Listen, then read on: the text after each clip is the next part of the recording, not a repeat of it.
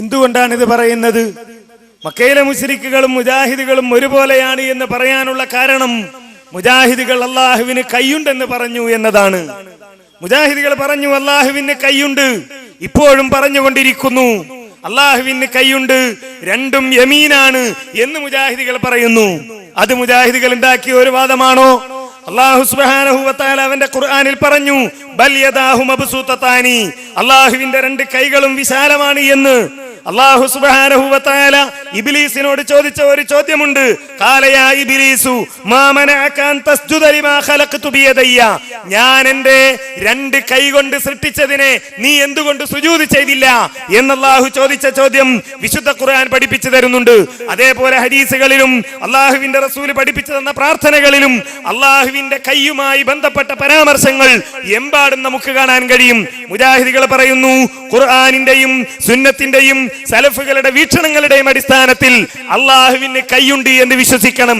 എങ്ങനെയാ കൈ അത് അന്വേഷിക്കാൻ പാടില്ല എന്ന് മാത്രമല്ല, അങ്ങനെ ഒരു ചോദ്യം പോലും പാടില്ല. അള്ളാഹുവിന് കൈയുണ്ട് എന്ന് അള്ളാഹു പറഞ്ഞാൽ അത് വിശ്വസിക്കണം. അള്ളാഹുവിന് കാലുണ്ട് എന്ന് അള്ളാഹു പറഞ്ഞാൽ അത് വിശ്വസിക്കണം. കണ്ണുണ്ട് എന്ന് അള്ളാഹു പറഞ്ഞാൽ അത് വിശ്വസിക്കണം.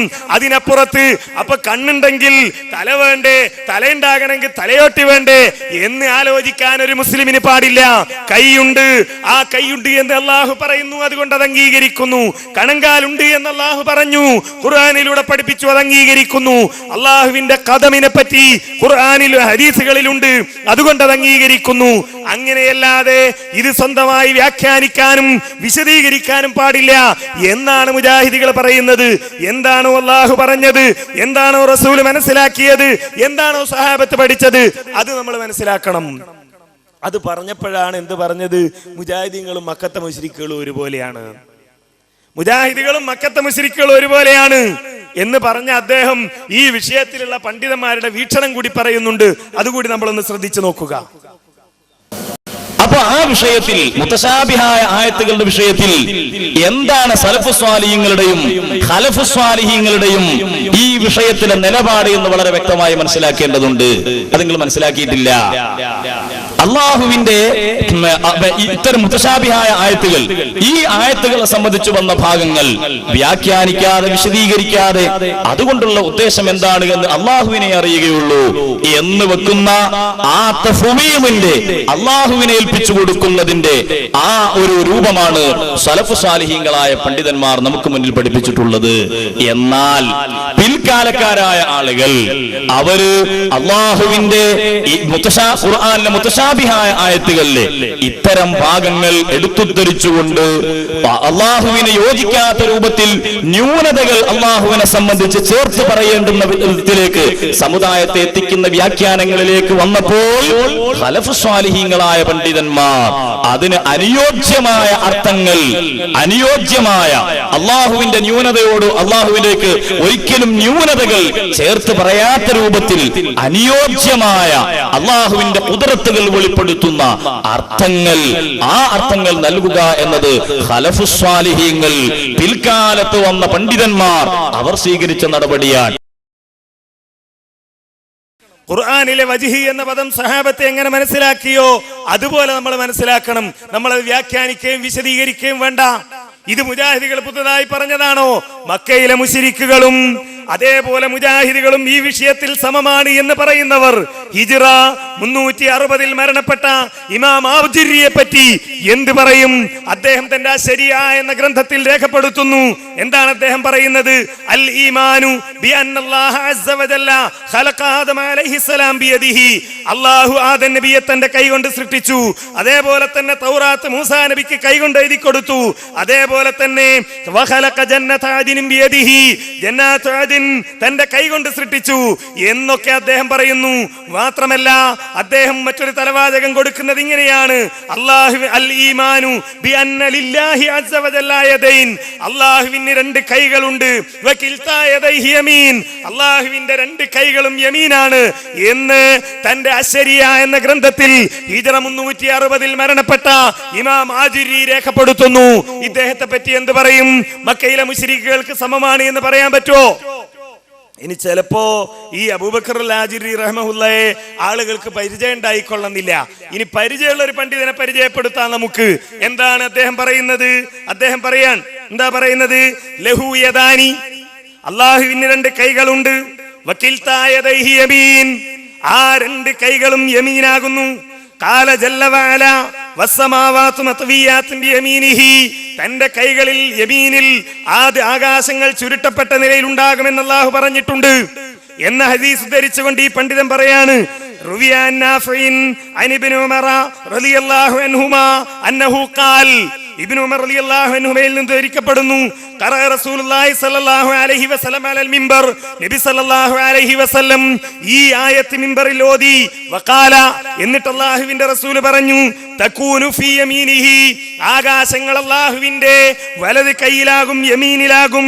എന്നിട്ടോ യർമി ബിഹാ, ആ ആകാശത്തെ അല്ലാഹു എറിയും. കമാ യർമിൽ ഗുലാമു ബിൽ ഖുറ, കുട്ടികൾ പന്തെറിയുന്നത് പോലെ ഈ ആകാശങ്ങളെ അല്ലാഹു എറിയും എന്ന് നബി സല്ലല്ലാഹു അലൈഹി വസല്ലം പറഞ്ഞു. സുമ്മ യഖൂലു, പിന്നീട് ഇബ്നു ഉമർ റളിയല്ലാഹു അൻഹു പറയുകയാണ്, സുമ്മ യഖൂലു, എന്നിട്ട് അല്ലാഹു പറയും, അനൽ അസീസ്, ഞാനാണ് അസീസ് എന്ന് പറയും.